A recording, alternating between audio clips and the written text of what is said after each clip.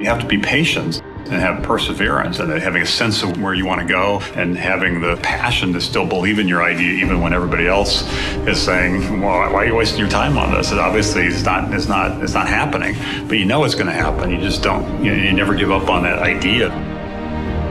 I think what's great about the truly transformative inventions and the entrepreneurial ideas that really end up having a significant impact is they start relatively small and most people don't quite understand even what you're talking about. And they take some time before they get traction, but eventually they break through and the impact's far broader than anybody could have imagined. Entrepreneurs who want to change the world, want to have a significant impact, don't want to just build a company, they want to build an industry, don't want to just create another product or service, they really want to fundamentally improve aspects of people's lives. The people who started these great companies, they just think out solutions on their own to problems. You don't do it the way it's been done before. That's in a book. You go out and you try something new because you think that you'll be able to make it work. The great business icons, it's not that they were worth hundreds of millions or billions or trillions of dollars, is that they moved society forward. Whatever their motivations, whatever it was, they being here and their lust for success, for power, for money, for fame, moved us forward. Every great business leader I've ever met, in addition to being very smart, very driven, they have this, why not me? Screw it, I deserve it, let's go. And if you don't have that, you can't achieve greatness. With all the great entrepreneurs, it was a mix of believing in an idea, but they also recognized that they had to do some things to take that idea and make it real. It probably comes early in an entrepreneur's life where you realize you're willing to do things in the business world that other people aren't willing to do. Everybody has got ideas and everybody's got ambitions, but most people aren't willing to cross that line. And I think an entrepreneur that's successful, that's your nature. Wherever there's change, wherever there's uncertainty, there's opportunity. You have to be able to take risk. You can't have greatness in anything without putting it on the line, and otherwise everybody would have it. If there was no loss, if there was no chance of tremendous failure or tremendous setback, you can't have the upside. There is no success without risk-taking.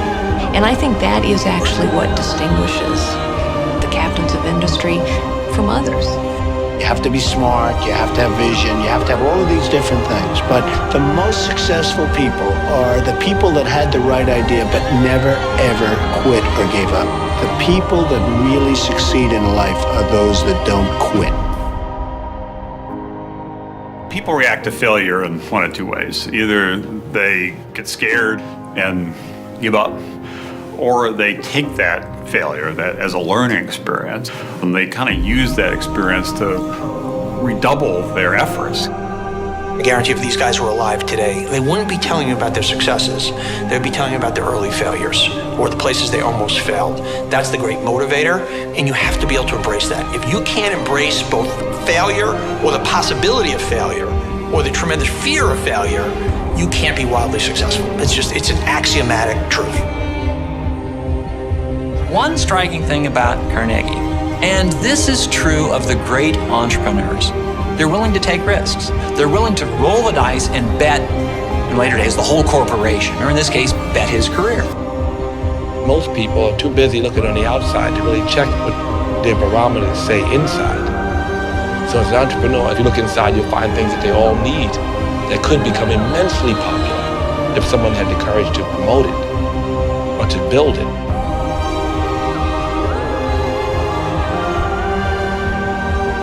Every business has some uniqueness, either unique talent, unique product, unique capacity, and the trick is to find it and capitalize on it. You're always looking for the next innovation, the next niche, the next product improvement, the next service improvement. You're always trying to get better. He's looking into the future. He looks across the Mississippi and he sees a bridge. And he's able to see that future and then willing to have enough confidence in his vision to put everything he's got into it and he's willing to convince others that he knows what that future is going to be. When it finally does break through, it is sort of gratifying because you're starting to see the reality of what you always believed, that the vision you had that someday the world would be different is starting to move in that direction. If you're in a well-run company, competing against other well-run companies, you're coming up with ideas to jump them.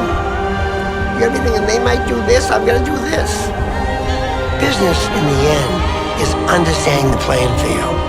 Tell me who's on it, what their strengths are, what their weaknesses are, and what is your checkmate play to top them and nail them.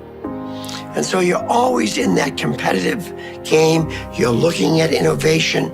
You're looking at leapfrogging, trying to get ahead of them. You're never complacent.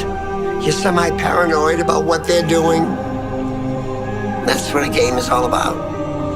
Oftentimes I'm asked, do you have to be ruthless to be very successful? And I say, you do not have to be ruthless, you have to be smart. Smart is the key word. You have to be smart. I never like to look back. I'm a very forward-thinking person and a very positive-thinking person. And the transactions that I did or did not do, I very rarely have any remorse over a situation. I like to move on. All that matters is how big do you want to dream and how hard do you want to work.